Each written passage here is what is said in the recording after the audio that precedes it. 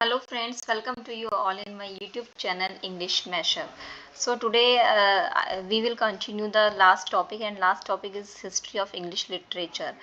तो last videos में मैं आपको बेसिक बता चुकी हूँ कि हिस्ट्री ऑफ इंग्लिश लिटरेचर का बेसिक क्या है, कैसे इंग्लैंड में कौन से किंग आए जिन्होंने रूल करा और लैंग्वेज क्या थी, वहाँ पे किस तरह से फॉर्म हुआ, वो सब हम लोग डिस्कस ऑलरेडी कर चुके हैं। ठीक है, और मैंने आपको बता चुकी हूँ ऑलरेडी कि हिस्ट्री ऑफ इंग्लिश लिटरेचर की 12 एजेस हैं। ठीक है, जिसमें कि हम ओल्ड इंग्लिश पीरियड जो है आपकी फर्स्ट एज है 449 टू 1340 AD, वो हम कंप्लीट कर चुके हैं, जिसके दो सब पार्ट थे, एंग्लो सेक्सन एज और नॉर्मन एज। ठीक है, वो भी हम कंप्लीट कर चुके हैं। फिर आपका था मिडिल इंग्लिश पीरियड जो कि आपका था 1340 टू 1550। ठीक है, जिसके भी सब पार्ट थे, एज ऑफ चौसर और age of reformation. We have already done this sub part also. Third था आपका रिनाइसेंस पीरियड जो कि आपका था 1550 से 1625 AD। ठीक है, जिसके ऑलरेडी टू सब पार्ट से एलिजाबेथन एज और था जैकोबियन एज। ठीक है, तो वो दो सब पार्ट्स भी हम लोग कंप्लीट कर चुके हैं। तो आज हम करेंगे फोर्थ एज जो कि है आपकी प्योरिटन एज, जो कि 1625 से 1660 AD तक है। ठीक है, इसके भी आपके इसके थ्री सब पार्ट्स एक्चुअली में, कैरोलिन एज, कॉमनवेल्थ एज और age of Milton, you can see that, या प्योरिटन एज। ठीक है, तो आज के इस वीडियो में मैं अभी आपको सबसे पहले प्योरिटन एज के बारे में बताऊंगी। उसके सब पार्ट्स बेसिकली इसी में कवर हो जाएंगे। जो भी प्योरिटन एज का आपका हिस्टोरिकल इवेंट्स है, क्रॉनिकल ऑर्डर में मैं आपको इसमें बताऊंगी। फिर उसके बाद जो हम लास्ट में सब पार्ट्स को दोबारा से एक बार करेंगे। लेकिन आज के इस वीडियो में आपको थोड़ा थोड़ा सब पार्ट्स के अकॉर्डिंग भी, जो मैंने सीरीज जो ईयर्स लिखे हैं उसके थ्रू आपके सब पार्ट्स भी कवर होंगे। तो चलते हैं सबसे पहले प्योरिटन एज कैसे स्टार्ट हुई, क्या क्या उसमें इवेंट्स हुए, क्या कौन कौन से जो राजा थे जो जिन्होंने इंग्लैंड पे रूल करा। ठीक है, इन सब के बारे में आज हम डिस्कस करेंगे। तो फर्स्ट हमारा है आपका प्योरिटन एज 1625 से आपका वो है बेसिकली 1660 तक है, नॉट 1666। ये आपका मिस प्रिंट है 1660 तक। ठीक है, तो प्योरिटन एज है आपका 1625 से 1660 तक। तो लास्ट मैंने वीडियो में बताया था आपको कि जैकोबियन एज में क्या होता था। 1625 तक जो आपकी जैकोबियन एज है, उसमें लास्ट किंग जेम्स वन जो थे उनकी डेथ हो गई थी। ठीक है, किंग जेम्स वन बेसिकली वो किंग जेम्स फोर्थ थे, बट इंग्लैंड में फर्स्ट बने थे, इसलिए उनको जेम्स फर्स्ट बोला गया। ठीक है, तो उनकी डेथ हो गई थी। और उसके बाद उनके जो एल्डर सन चार्ल्स वन है, दे केम ऑन थ्रोन, मतलब कि वो इंग्लैंड के राजा बने। तो बेसिकली 1625 से ऐसे ही पीरियड चलता रहा, उनके डिसीजन कुछ होते रहे, लेते रहे, बिगड़ते रहे। तो 1642 तक क्या हुआ था कि लोग, जो इंग्लैंड के जो लोग थे, वो से kind of you can say that कि फैड अप हो चुके थे। उनके डिसीजन जो थे वो इंग्लैंड के लिए फेवरेबल नहीं थे। तो 1642 में क्या हुआ, purity revolt was at peak. Purity मतलब कि क्रिश्चियंस जो लोग होते हैं जो बिलीव इन क्रिश्चियनिटी। ठीक है, तो वो लोगों का जो रिवॉल्ट था ना, जो विद्रोह था चार्ल्स वन को लेके, वो एकदम पीक पे था, चरम पे था। All the theatre were close and Globe theatre was burn to show the agitation.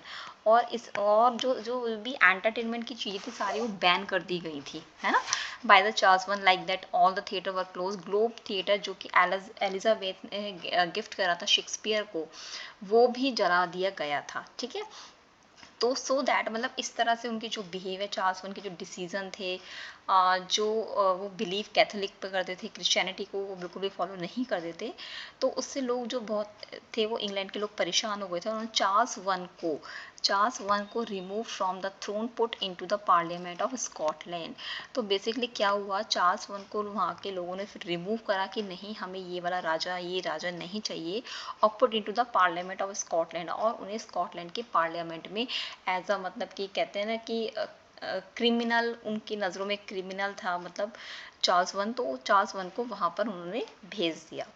1646 में Charles first bribe the parliament of Scotland.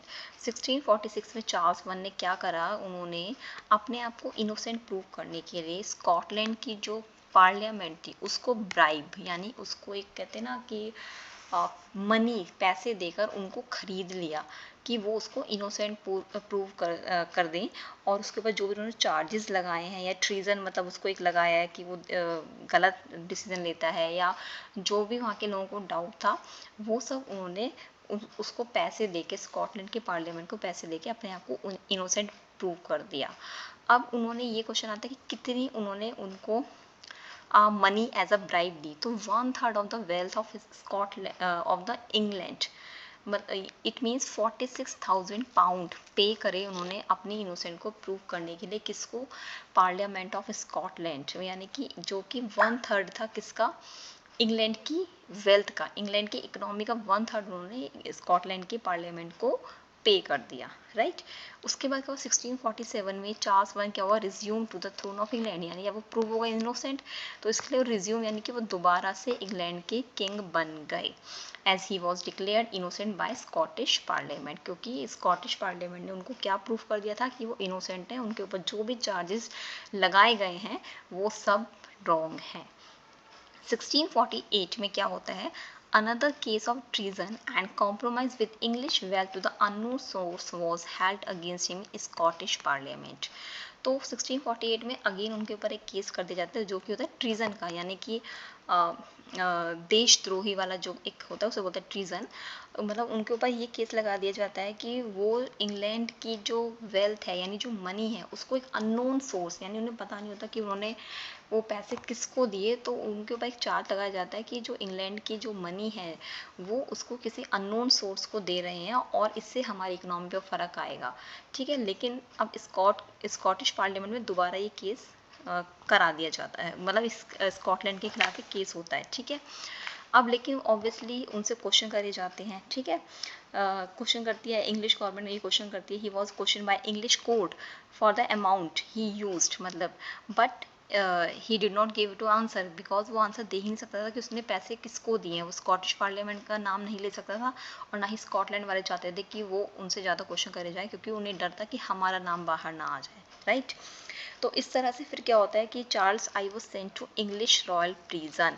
तो जब इस तरह से क्वेश्चन करे जाते हैं और लेकिन चार्ल्स जो होता है वो क्वेश्चंस के आंसर नहीं दे पाता है, तो उसके बाद इंग्लिश रॉयल प्रिजन यानी कि इंग्लैंड की जो रॉयल प्रिजन होती है उसमें चार्ल्स वन को भेज दिया जाता है, ठीक है।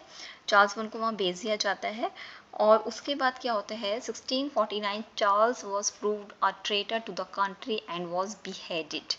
तो चार्ल्स 49 में क्या होता है चार्ल्स प्रूव हो जाता है ट्रेटर यानी कि देशद्रोही धोखेबाज, जिसे आप बोल सकते हैं देशद्रोह, मतलब उसने देश के साथ गद्दारी करी क्योंकि उनको लगता था वहाँ के फ्रांस और इंग्लैंड के बीच में आपको पता है 100 ईयर्स वॉर चला था। तो वहाँ के इंग्लैंड के लोगों को ये डाउट होता है क्योंकि जो चार्ल्स की वाइफ थी वो फ्रांस से बिलोंग करती थी, तो उनको ये डाउट था कि जो चार्ल्स सारी जो इंग्लैंड की इंफॉर्मेशन है वो फ्रांस को देता है, जिसकी वजह से कि मतलब ऑब्वियसली इंग्लैंड की जो भी कॉन्फिडेंशियल न्यूज़ है वो फ्रांस में लीक हो रही है यानी फ्रांस को दे रहे हैं। तो ये सब जो केस होता है देशद्रोही का और विश्वासघात का धोखेबाजी का उसके ऊपर केस होता है जो कि प्रूव्ड हो जाता है इंग्लिश कोर्ट में यानी कि इंग्लैंड में, and then was as a punishment he was beheaded मतलब कि सिर काट दिया जाता है काइंड ऑफ, उसको पनिशमेंट के तौर पे यानी उसको मार दिया जाता है चार्ल्स वन को, ठीक है। और उसकी जो वाइफ होती है वो वापस फ्रांस चली जाती है अपने विद हर सन। 1649 में अब क्या होता है चार्ल्स जब प्रूव हो जाता है कि वो ट्रेटर है उसको beheaded कर दिया जाता है। अब वहाँ पे उस टाइम पे क्या होता है कि इंग्लैंड का कोई भी मतलब इंग्लैंड की सीट खाली होती है यानी कि कोई भी राजा नहीं होता है, तो इंग्लैंड वाले अप्रोच टू द आयरलैंड, वो आयरलैंड से अप्रोच करते हैं और आयरलैंड के ओलिवर क्रॉमवेल को क्या बना देते हैं, वो ओलिवर क्रॉमवेल को क्या बनाते हैं वो किंग बना देते हैं। और ओलिवर क्रॉमवेल को क्या बोला गया like a lord protector. Lord protector क्यों कहा गया क्योंकि उसके कुछ ऐसे डिसीजन थे जो कि इंग्लैंड की के लोगों के लिए बहुत ही फेवरेबल थे, बहुत ही गुड डिसीजन थे जो उसने लिए थे। लाइक दैट 1651 में उन्होंने first demonetisation in England English history, so he called iron government, मतलब पहली ऐसी गवर्नमेंट जिसने की डीमोनेटाइजेशन, यानी कि पहले वहाँ पे गोल्ड सिल्वर के जो कॉइन्स चलते थे उनको रिप्लेस करके उसने वहाँ पे कॉपर ब्रॉन्ज के कॉइन्स को मतलब कि चलाया, तो वो हो गया एक डीमोनेटाइजेशन। 1654 में first bank of England was establish, सबसे पहला बैंक इंग्लैंड में उन्होंने स्टैब्लिश करा, ओपन करा, जिसमें कि अब जो पैसे लोग बाहर, रॉयल लोग या एरिस्टोक्रेटिक फैमिलीज वाले लोग जो पैसा बाहर जमा करते थे, वो अब इंग्लैंड के अंदर ही यानी इंग्लैंड के बैंक्स में ही वो सेव होता था। 1658 में Cromwell got affected by flu, तो क्रॉमवेल को क्या हो जाता है, फ्लू हो जाता है, एंड वो एंड ही वॉज डाइड, मतलब कि वो मर जाते हैं अफेक्टेड बाय फ्लू। तो after that his son Richard came on throne, obviously उनका जो बेटा होता है रिचर्ड, फिर वो गद्दी पर बैठता है, बट ही लीव थ्रोन, लेकिन वो क्या करता है, उसको लगता है कि एक साल के अंदर ही वो जो किंग की जो सीट है, जो राजा है, वो उसके पद से हट जाता है। वो कहता है कि मुझे राजा नहीं बनना, बिकॉज क्योंकि रिचर्ड जो होता है उसको भी फ्लू हो जाता है, तो उसको कहीं ना कहीं ये डाउट होता है कि कहीं ऐसा तो नहीं कि ये कोई कॉन्स्पिरेसी हो इंग्लैंड के लोगों की, वो हमें पसंद ना करते हों, इस वजह से मेरे को भी फ्लू हुआ है। और एक मतलब एक गन पाउडर वाला इवेंट होता है कि जिस मतलब पार्लियामेंट से लेके किंग के जो थ्रोन होता है वहाँ तक एक रेड कारपेट बिछा होता है, जिसके नीचे वो गन पाउडर बिछा देते हैं, ठीक है। लेकिन बेसिकली क्या होता है, गन पाउडर जो होता है वो बिछा देते हैं, लेकिन क्या होता है, वो सक्सेस नहीं होता है प्लान, ठीक है। तो राजा जो है बच जाता है। तो बेसिकली कुछ चीज़ें ऐसी हुई जिसकी वजह से वो डर जाता है और उसको लगता है कि नहीं नहीं मुझे राजा नहीं बनना है। और इतने में ही Charles second came and take over throne, जो चार्ल्स सेकंड है वो वापस आ जाता है और वो अटैक करने की सोचता है कि नहीं नहीं रिचर्ड से तो कुछ होगा नहीं, तो उसका वो फ़ायदा उठाता है और वो सोचता है कि मैं राजा बन जाता हूँ। तो वो अटैक करने की सोचता है, लेकिन रिचर्ड पहले ही सरेंडर कर देता है। वो कहता है कि नहीं मुझे युद्ध वुद्ध नहीं करना, मैं वापस आयरलैंड जा रहा हूँ, ठीक है।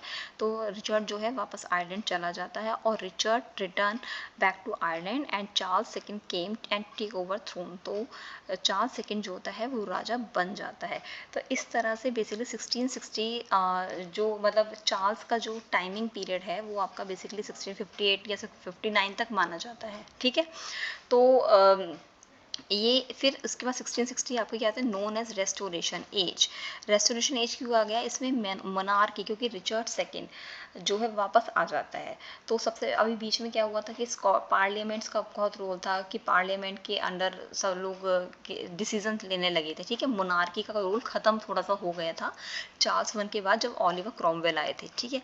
लेकिन चार्ल्स सेकंड आने के बाद क्या हुआ कि यानी कि मोनार्की का वापस आना, तो मोनार्की का वापस आना मोनार्की को काइंड ऑफ स्टोर करना, तो इसलिए उसको रिस्टोरेशन एज बोला गया कि जो पुरानी चीज़ थी, जैसे चार्ल्स वन के टाइम पे चीज़ें चली आ रही थी उनको वापस लाना, रिस्टोर करना, इसलिए उसको बोला गया 1660 में रेस्टोरेशन एज। तो ये मैंने आपको बेसिकली आपको प्यूरिटन एज का एक क्रॉनिकल ऑर्डर में हिस्टोरिकल इवेंट्स बताए हैं। इसके बाद हम लोग जो इनके सब पार्ट्स हैं, जो आपका कैरोलिन है, कॉमनवेल्थ है, ये हम डिस्कस करेंगे अपनी नेक्स्ट वीडियो में, जिससे आपको इसके थ्रू आपको रेफरेंसेस मिल जाता है। मैंने आज जो आपको समझाया इसके थ्रू आप बहुत ईजिली जो इसके सब पार्ट्स हैं उनको आप रिलेट कर पाएंगे। So friends, I hope you like my video and thank you for watching my video. Please subscribe my YouTube channel English Mashup.